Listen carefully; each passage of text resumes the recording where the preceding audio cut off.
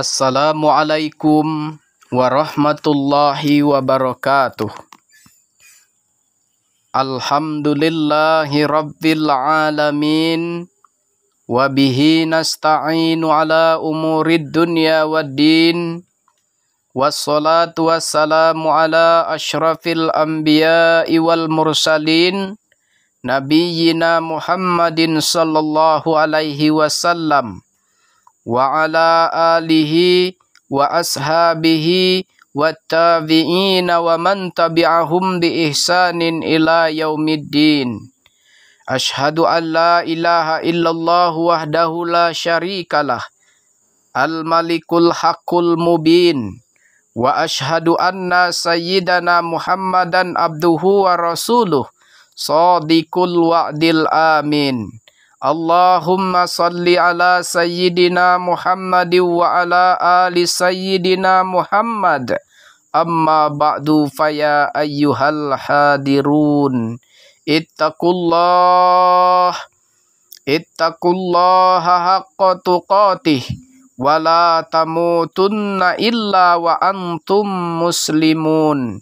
Faqala Allahu ta'ala wala tufsidu fil ardi ba'da islahiha wada'uhu khawfan wa tama'a inna rahmatallahi qaribum minal muhsinin. Sadaqallahu maulanal azim. Puji dan syukur pada Allah Subhanahu wa ta'ala atas rahmat dan hidayahnya kita bisa berkumpul salawat dan salam pada Nabi Muhammad sallallahu alaihi wasallam yang syafaatnya kita harapkan kelak di akhirat. Allahumma sholli ala sayyidina Muhammad wa ala ali sayyidina Muhammad.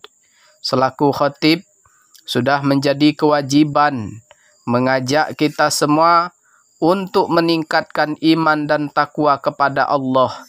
Sebab keduanya modal kita dalam mengarungi samudra di dunia ini.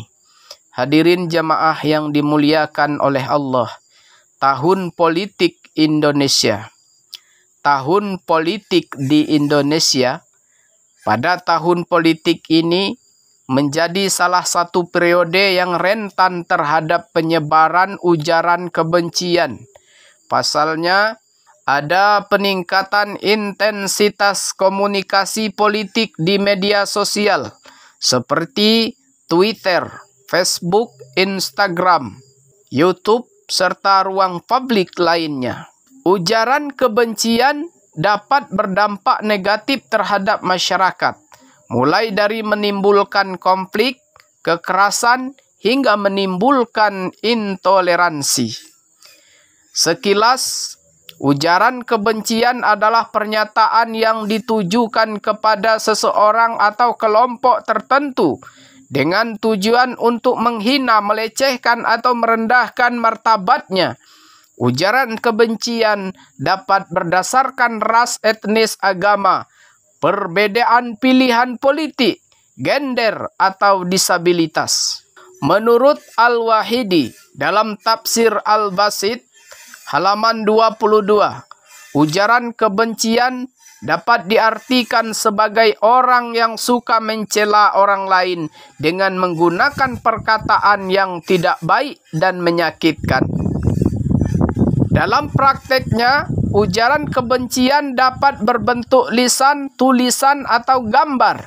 Misalnya menyebarkan berita bohong yang ditujukan untuk menyerang seseorang atau kelompok tertentu. Dalam konteks politik, ujaran kebencian jamak dijumpai dengan menghasut atau memprovokasi orang lain untuk melakukan kekerasan terhadap seseorang atau kelompok. Hal ini dilakukan dengan alasan kepentingan politik. Misalnya, agar calon tertentu tidak disukai pemilih atau agar eskalasi politik kian memanas. Penting untuk dipahami ujaran kebencian dapat berdampak negatif terhadap masyarakat bila terus dibiarkan. Praktik buruk ini dapat memicu konflik dan kekerasan di tengah masyarakat.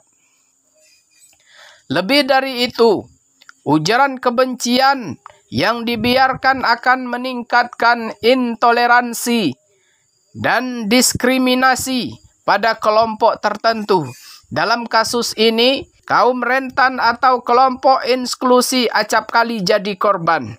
Hal yang tak kalah mengerikan, ujaran kebencian akan merusak kerukunan dan persatuan bangsa dan juga memperburuk iklim demokrasi Indonesia. Bangsa ini telah berkali-kali merasakan dampak buruknya politik ujaran kebencian, pilkada, pilpres, beserta beberapa kasus lainnya yang membuat masyarakat terprovokasi yang menimbulkan huru-hara. Dalam Islam, praktek ujaran kebencian dilarang dan haram hukumnya. Pasalnya mengandung mudarat yang besar. Sebagaimana firman Allah Subhanahu wa Ta'ala dalam Al-Quran surah Al-Qalam.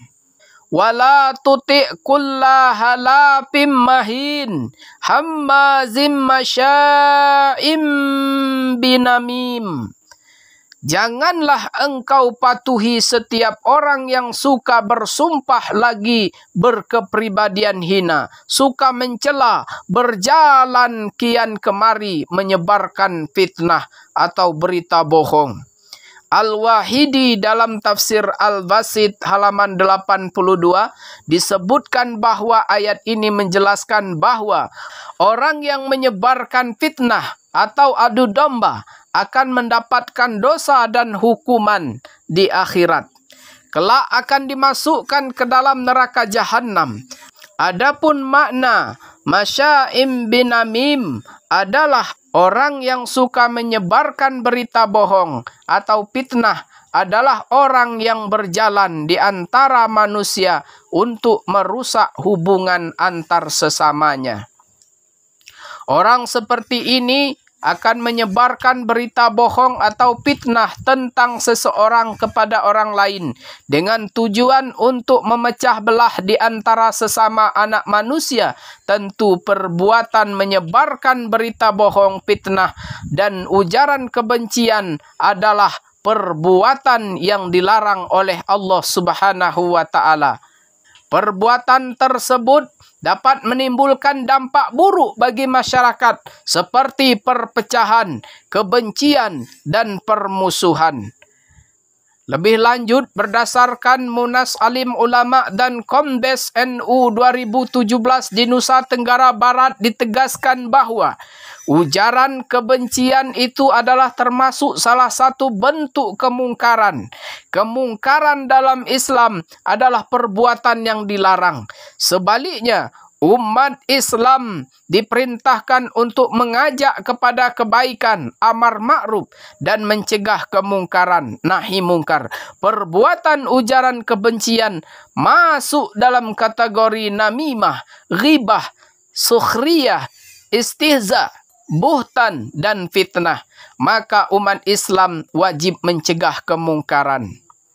Untuk itu, Islam telah melarang perbuatan menghasut, mengadu domba, merendahkan orang lain, menyebarkan berita bohong dan fitnah.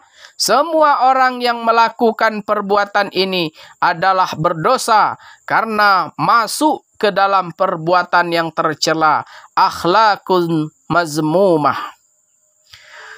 Oleh karena itu, menjaga lisan adalah perintah agama Islam, agar setiap orang dijunjung kehormatannya pribadinya, hifzul irq, sehingga umat Islam dilarang melakukan perbuatan ujaran yang mengandung kebencian yang berdasarkan agama, ras, dan golongan.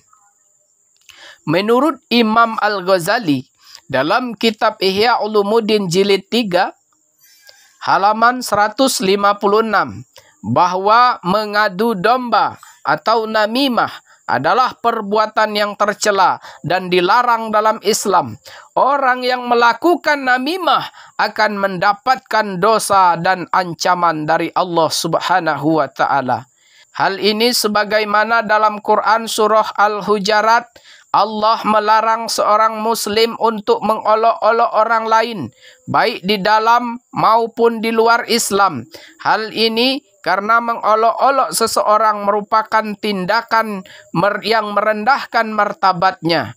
Ya ayyuhallazina amanu la yaskhar qaumun min qaum asa ayyakunu khairam minhum wala nisa'um min nisa'in asa ayyakunna khairam minhunna wala talmizu anfusakum wala tanabazu bil alqab bi'sal ismul fusuqu ba'dal iman wa man lam yatub fa ulaika humuz zalimun.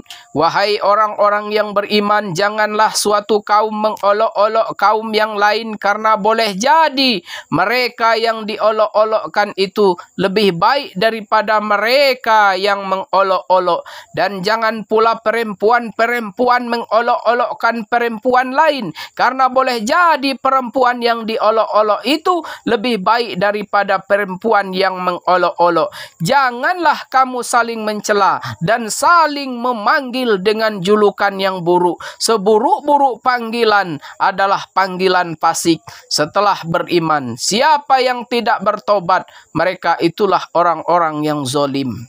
Mengomentari ayat ini, Syekh Kiai Al-Harashi dalam kitab Ihkam Al-Quran menyebutkan ayat tersebut merupakan larangan memperolok-olok orang lain dan merendahkan martabat manusia. Pasalnya, bisa jadi orang tersebut jauh lebih baik keadaannya di akhirat daripada orang-orang yang mengolok-olok tersebut.